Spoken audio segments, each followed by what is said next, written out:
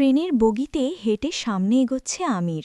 তার এক হাতে লাগেজ, অন্য হাতে পদ্মজার হাত শক্ত করে ধরে রেখেছে, যেন ছেড়ে দিলেই হারিয়ে যাবে। পদ্মজার মুখ নিকাবের আড়ালে ঠেকে রাখা। সে এদিক ওদিক তাকিয়ে আমিরকে প্রশ্ন করল, খালি সিট রেখে আমরা কোথায় যাচ্ছি? কেবিনে। ততক্ষণে দুজন ৭৬ নম্বর কেবিনের সামনে চলে আসে। আমির দরজা ঠেলে পদ্মজাকে নিয়ে ঢুকল। ৪টা বার্থ, ৪ জনের কেবিন মোঝাই যাচ্ছে। পদ্মজা বলল, আরও দুজন আসবে কখন? ট্রেন তো ছেড়ে দিচ্ছে। ৪ বার্থে আমাদের। পদ্মজা ডান পাশের বার্থে বসতে বসতে বলল, অনেক খরচ করেছেন। আমির লাগেজ জায়গা মতো রেখে পদ্মজার পাশে বসল। বলল, নিকাব খোলো এবার, কেউ আসছে না পদ্মমতি। পদ্মজা নিকাব খুলল। ঝমঝম শব্দ তুলে ট্রেন যাত্রা শুরু করেছে। আমির জানালা খুলে দিতেই পদ্মজার চুল তীর তীর করে উঠতে থাকল। পদ্মজা জুতো ২ হাত মুখের সামনে ধরে বাতাস থেকে রক্ষা পাওয়ার ব্যর্থ চেষ্টা করে। আমির বাম পাশের বার্থে বসে হাসল, বলল, হাত সরাও, দেখি একটু বউটাকে। পদ্মজা ২ হাত সরাল, ঠোঁটে আঁকা হাসি, চুল ছোট ছোট করে তাকিয়ে আছে, চুল অবাধ্য হয়ে উঠছে। আমির এক হাতের ওপর থুতুনির ভর দিয়ে বলল, এই হাসির জন্য দুনিয়া এফোর ওফোর করতে রাজি। পদ্মজা দাঁত বের করে হাসল, লজ্জায় চোখ নামিয়ে নিল। আমির পদ্মজার পাশে এসে বসে পদ্মজার চুল খোপা করে দিল। তারপর বলল, এবার বোরকাটা খুলে ফেলো, গরম লাগছে না? পদ্মজা জিজ্ঞাসু দৃষ্টিতে তাকায়। আমির বলল, কেউ আসবে না পদ্মমতি, পৌঁছাতে বিকেল হবে, নিশ্চিন্তে শুধু বোরকা খুলতে পারো, আর কিছু খুলতে হবে না। পদ্মজার কান রি রি খুঁড়ে ওঠে। আমিরের উরুতে কিল দিয়ে বলল, ছি। আমির উচ্চস্বরে হেসে উঠল। পদ্মজা ভুকুটি করে বোরকা খোলে, এরপর জানালার ধারে বসে বলল, আমরা যে বাড়িতে যাচ্ছি আর কে কে থাকে? একজন দারোয়ান আর একজন বুয়া আছে, যে বাড়ি না তোমার বাড়ি। ওনারা বিশ্বস্ত? নয়তো রেখে এসেছি। পদ্মজা কিছু বলল না।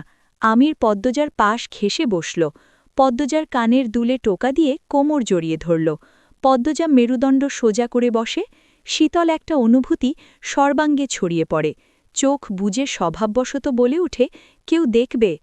আমির ভ্রুকুঞ্জিত করে চোখ তুলে তাকায়। পদ্মজা বুঝতে পারে সে ভুল শব্দ উচ্চারণ করে ফেলেছে। জিহ্বা কামড়ে আর চোখে আমিরকে দেখে হাসার চেষ্টা করল। আমির বেশ অনেকক্ষণ তীক্ষ্ণ চোখে পদ্মজার দিকে তাকিয়ে থাকে। এরপর আরও শক্ত করে জড়িয়ে ধরে পদ্মজার ঘাড়ে নাক ডুবিয়ে বলল, দেখুক, যার ইচ্ছে দেখুক। দরজায় টোকা দিচ্ছে তেও, শব্দে পদ্মজার ঘুম ছুটে গেল। ধরফড়িয়ে উঠে বসে। কখন ঘুমিয়ে পড়েছে মনে পড়ছে না। আমিরের কোলে তার মাথা ছিল। মানুষটা এতক্ষণ বসেছিল। পদ্মজাকে এভাবে উঠতে দেখে আমির ইশারায় শান্ত হতে বলল। পদ্মজা দ্রুত নিকাব পরে নেয়। এরপর আমির দরজা খুলল। ঝালমুড়ি নিয়ে একজন লম্বা ধরনের লোক দাঁড়িয়ে আছে। নাকটা মুখের তুলনায় একটু বেশি লম্বা। আমির বলল, এভাবে অনুমতি না নিয়ে টোকা দেয়া অভদ্রতা। আমাদের দরকার পড়লে আপনাদের এমনিতেই খুঁজে নিতাম। আর এমন করবেন না, আপনার জন্য আমার বউয়ের ঘুম ভেঙে গেছে।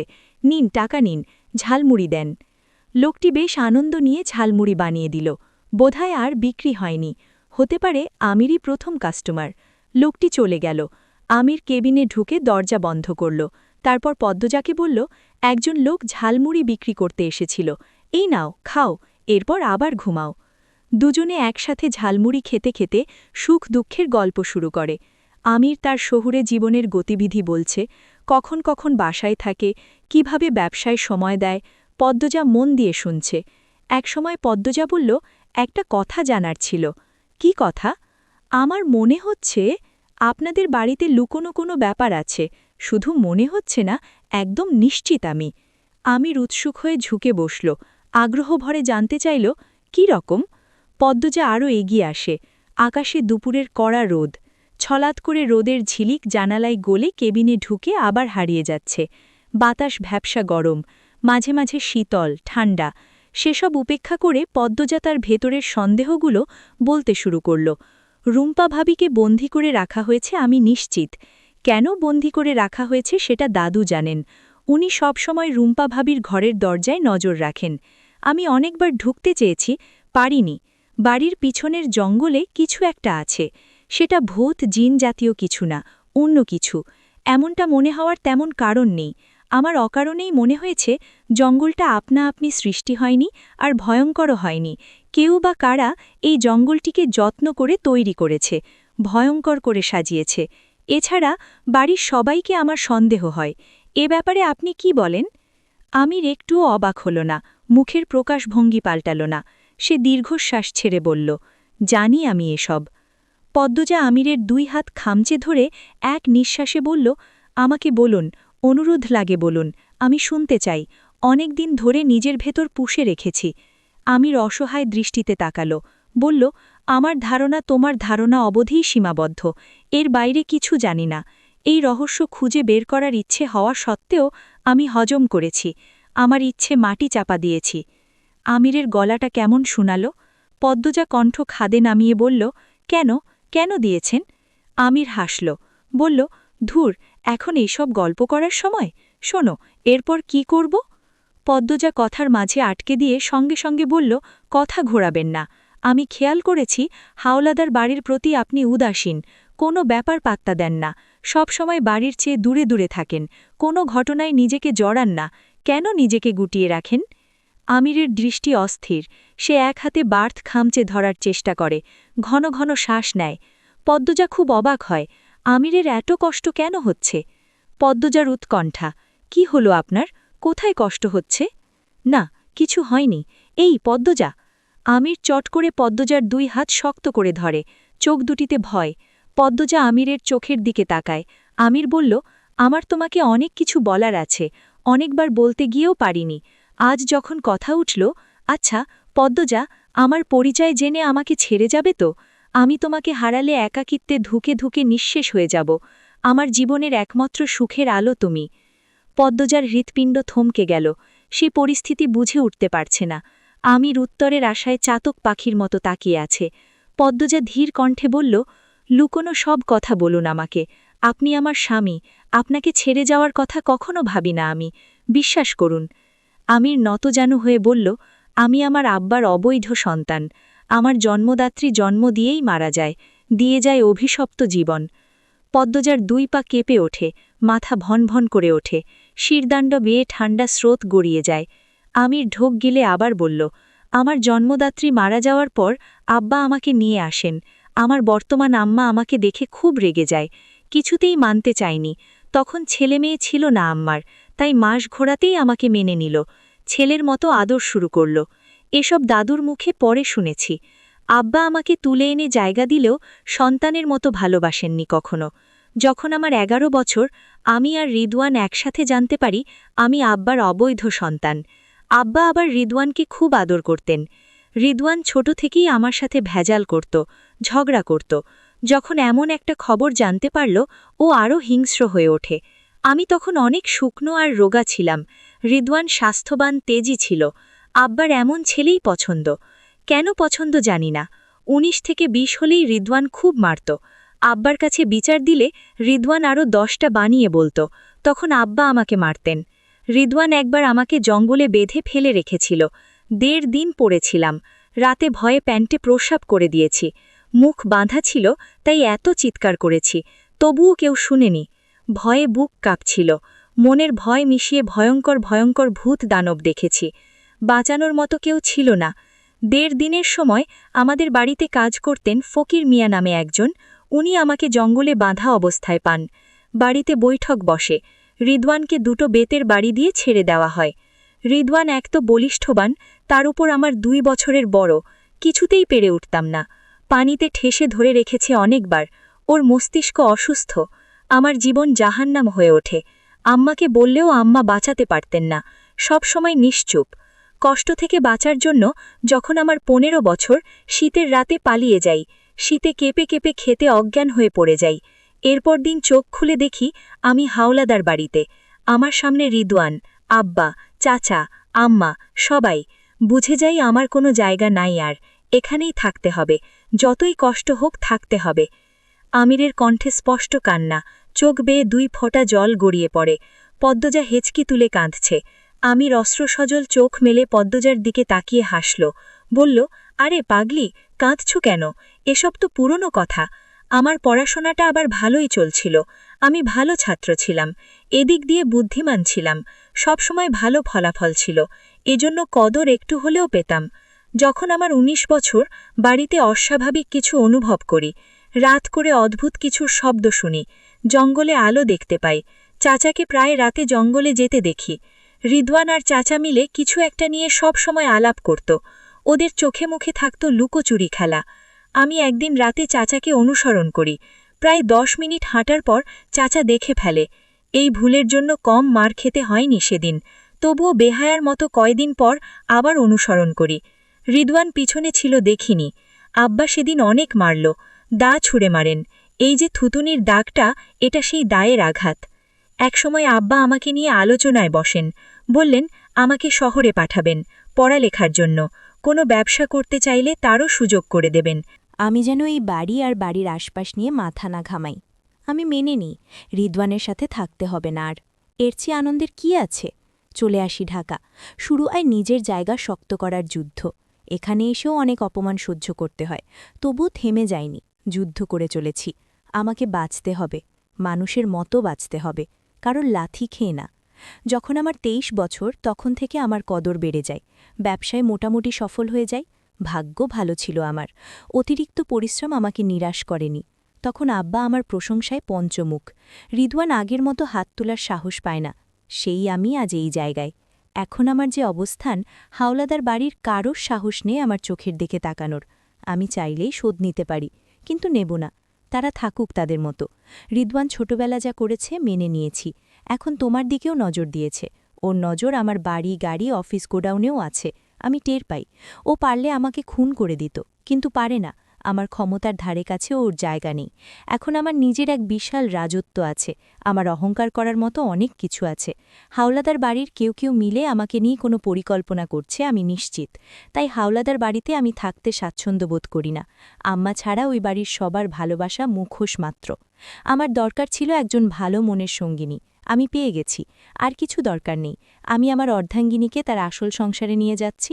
এখন আমার মন শান্ত, কোনো চিন্তা নেই, খুব বেশি সুখী মনে হচ্ছে। আমির পদ্মজার হাতে চুমু খেল। পদ্মজা তখনও কাঁদছে। সে আচমকা আমিরকে জড়িয়ে ধরল, গভীরভাবে, শক্ত করে। এরপর কান্নামাখা কণ্ঠে বলল, আমি কখনো আপনাকে কষ্ট দেব না, কোনো দিন না। কেউ আপনাকে ছুতে আসলে আমি তার গর্দান নেব। আমি উন্মাদ হয়ে তাকে ছিঁড়ে কুটি কুটি করব। কারো সে ক্ষমতা নেই আর, মিছে মিছে ভয় পাচ্ছ। পদ্মজা আরও শক্ত করে ধরার চেষ্টা করে। আমির পদ্মজার পিঠে হাত বুলিয়ে বলল, এই প্রথম আমার বউয়ের গভীর আলিঙ্গন পেলাম, ভালো লাগছে, ছেড়ো না কিন্তু। প্ল্যাটফর্মে হাঁটছে ওরা। আমির পদ্মজার এক হাত ধরে রেখেছে, খুব দ্রুত হাঁটছে। পদ্মজা তাল মেলাতে পারছে না, চেষ্টা করছে। মোটরগাড়ি নিয়ে একজন কালো চশমা পরা লোক অপেক্ষা করছিল। আমির সেখানে গিয়ে থামে। লোকটা সালাম দিয়ে গাড়ির দরজা খুলে দিল, ব্যাগ জায়গা মতো রাখে। আমির আগে পদ্মজাকে উঠতে বলল। পদ্মজা অবাক হয়, এরকম গাড়ির সাথে সরাসরি পরিচয় নেই তার, কিন্তু প্রকাশ করল না। আমিরের কথা মতো গাড়িতে উঠে বসল। এরপর আমির উঠল। গাড়ি চলতে শুরু করে। আমির পদ্মজাকে এক হাতে জড়িয়ে ধরে বলল, আমাদের নিজস্ব গাড়ি। কথা ছিল কিন্তু, আমার গাড়ি দিয়ে রাত বেড়াতে যখন তখন ঘুরতে বেরোব। পদ্মজা কিছু বলল না, সে উপভোগ করছে নতুন জীবন। ঘণ্টাখানেকের মধ্যে একটা বাড়ির সামনে গাড়ি থামে। কালো চশমা পরা লোকটা দ্রুত গাড়ি থেকে নেমে আমিরের ডান পাশের দরজা খুলে দিল। আমির পদ্মজাকে নিয়ে নামল। পদ্মজা বাড়িটা দেখে মুগ্ধ হয়। দ্বৈত, ডুপ্লেক্স বাড়ি। একজন দারোয়ান দৌড়ে এসে সালাম দিল, পদ্মজার সাথে পরিচিত হল। এরপর আসে একজন মধ্যবয়স্ক নারী। ইনি বোধহয় বাড়ির কাজের লোক। সবাই একসাথে বাড়ির ভেতর ঢুকল। পদ্মজা তার নতুন বাড়ি মন দিয়ে দেখছে। পূর্ব দিক থেকে সদর দরজা দিয়ে প্রবেশ করতেই দেখতে পেল বিশাল বৈঠকখানা, উত্তর দক্ষিণে লম্বা। দক্ষিণ পাশে বারান্দা, তাতে নানা ধরনের ফুল ফুটে আছে টবের মধ্যে। মনে হবে যেন একটা ছোটখাটো বাগান। বৈঠকখানার দক্ষিণ পশ্চিম কোণার দিকে বেশ বড় শোবার ঘর। পদ্মজা প্রশ্ন করার আগে আমির বলল, না, এটা আমাদের ঘর না। উত্তর পশ্চিম কোণার দিকে রান্নাঘর এবং টয়লেট, আর এই দুয়ের মাঝে, মানে বৈঠকখানার পশ্চিম দিকের মাঝখানটায় খাওয়ার ঘর, ডাইনিং। বৈঠকখানার মাথার ওপর দিকে তাকালে সেখানে সোনালি কালারের ঝাড়বাতি ঝুলছে। বৈঠকখানার উত্তর দিকে একটা সিঁড়ির সাপের মতো পেঁচিয়ে উপর দিকে উঠে গেছে। আমির পদ্মজাকে নিয়ে সেদিকে হাঁটে। সিঁড়ি পেরোনোর পর হাতের বাঁ দিকে অনেক বড় একটা শোবার ঘর। দামি দামি জিনিসের সৌন্দর্য আকাশ ছোঁয়া। দুজন একসাথে ঢোকে। পদ্মজা চোখ ঘুরিয়ে সবকিছু দেখছে। আমির বলল, গোসল করে নাও। পদ্মজা বোরকা খুলে কলপার খুঁজতে থাকল। আমির গোসলখানার দরজা খুলে দিয়ে বলল, এই যে এদিকে। দুজন একসাথে ফ্রেশ হয়ে রুম থেকে বেরোল। পদ্মজা দোতলাটা আরেকটু দেখার জন্য ডান দিকে মোড় নিল। প্রথমে চোখে পড়ল বড় ব্যালকনি, এরপর আরেকটা শোবার ঘর। ব্যালকনিতে লতাপাতার ছোট ছোট টব। বিরাট অট্টালিকায় সুখের সাথে কেটে যায় ৫ মাস।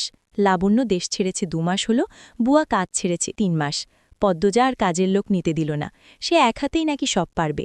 তবুও আমির একটা ১২-১৩ বছরের মেয়ে রেখেছে সাহায্যের জন্য। ভোরের নামাজ পড়ে রান্নাবান্না করে পদ্মজা, এরপর শাড়ি পাল্টে নেয় কলেজে যাওয়ার জন্য। আমিরকে ব্লেজার টাই পরতে সাহায্য করে। প্রথম দিন আমিরকে ব্লেজার পরতে দেখেছিল, অবাক হয়ে জিজ্ঞাসা করেছিল, এই পোশাকের নাম কি? আপনাকে খুব বেশি সুন্দর দেখাচ্ছে। আমির হেসে জবাব দিয়েছিল, ব্লেজার, বাইরে থেকে আনা। এমন অনেক কিছুই পদ্মজার অজানা ছিল, সবকিছু এখন তার চেনা জানা। এই বিলাসবহুল জীবন বেশ ভালো করেই উপভোগ করছে। মানুষটা সারাদিন ব্যস্ত থাকে, তবুও ফাঁকে ফাঁকে টেলিফোনে যোগাযোগ করে। পদ্মজাকে নিয়ে গোডাউন দেখিয়েছে, অফিস দেখিয়েছে, সবকিছু সাজানো গোছানো। গোডাউনে বিভিন্ন ধরনের পণ্য, কত কত রকমের দ্রব্য। পদ্মজা জীবনে ভালোবাসা আর অর্থ দুটোই চাওয়ার চেয়েও বেশি পেয়েছে। সকাল ৯টা বাজে। আমির তাড়াহুড়ো করছে, নাকি আজ দরকারি মিটিং আছে। পদ্মজার শাড়ির আঁচল কোমরে গুজে দৌড়ে দৌড়ে খাবার পরিবেশন করছে। আমির দোতলা থেকে নেমেই বলল, আমি গিয়ে গাড়ি পাঠিয়ে দিচ্ছি, কলেজ চলে যেও। আরে আরে, খেয়ে যাবেন তো? সময় নেই, আসছি। খেয়ে যান না। বলছি তো তারা আছে, জোড়াজুড়ি করছো কেন? আমির দ্রুত বেরিয়ে যায়, পিছু ডাকতে নেই, তাই পদ্মজা ডাকল না। মোনাকে ডেকে বলল, খেয়ে নাও তুমি। মোনা পদ্মজার সাহায্যকারী, পদ্মজার ছোটখাটো ফরমায়েশ পালন করে। পদ্মজা বৈঠকখানায় গিয়ে বসে। আজ কলেজে যেতে ভালো লাগছে না। ভোরে একটা খারাপ স্বপ্ন দেখেছে, মায়ের কথা খুব মনে পড়ছে। বাইরে বৃষ্টি হচ্ছে, ঝুম বৃষ্টি। অকারণে মন বিষণ্ণতায় চেয়ে আছে। অকারণেও না বোধহয়, আমির বিরক্ত হয়ে কথা বলেছে, এজন্যই বোধহয় মন আকাশে বৃষ্টি নেমেছে। পদ্মজা পুরোটা দিন উপন্যাস পড়ে কাটিয়ে দিল। সন্ধ্যার আগ মুহূর্তে কলিং বেল বাজে। পদ্মজা দ্রুত গিয়ে দরজা খুলে দিল। আমির দাঁড়িয়ে আছে, বাইরে বাতাস। পদ্মজা বলল, আসুন। আমির ভেতলে আসে না, সে ঠাঁই দাঁড়িয়ে থেকে তাকিয়ে আছে পদ্মজার দিকে। পদ্মজা কপাল কুচকাল, বলল, কি হলো, আসুন। আমির চট করে পদ্মজাকে কোলে তুলে নিল। পদ্মজা চেঁচিয়ে উঠে বলল, কেউ দেখবে? আমির মোনাকে ডাকল। মোনা, কই রে, দেখে যা। আপনি ওকে ডাকছেন কেন? এবার কাউকে দেখাবই। উফ আল্লাহ, ছাড়ুন। মোনা, মোনা। মোনা দোতলা থেকে নেমে আসে। আমির মোনাকে ডেকে বলল, এই দেখ, তোর আপারে কোলে নিয়েছি, দাঁড়া, তোর সামনে একটু আদর করি। পদ্মজার শাড়ির আঁচল দিয়ে মুখ ঢেকে ফেলল। চাপা স্বরে বলল, মোনা কি ভাববে? আমি আর বলবো না কেউ দেখবে, ছেড়ে দিন। আমির পদ্মজাকে নামিয়ে দিল। মোনা কাচুমুচু হয়ে দাঁড়িয়ে আছে, সে কি করবে বুঝতে পারছে না। আমির বলল, যা, ঘরে যা। মোনা যেন এইটা শোনার অপেক্ষায় ছিল, দৌড়ে চলে যায়। পদ্মজা হাফ ছেড়ে বাঁচল। আমিরকে গুরুজনদের মতো বলল, আক্কেল জ্ঞান কখন হবে আপনার? বয়স তো কম হল না।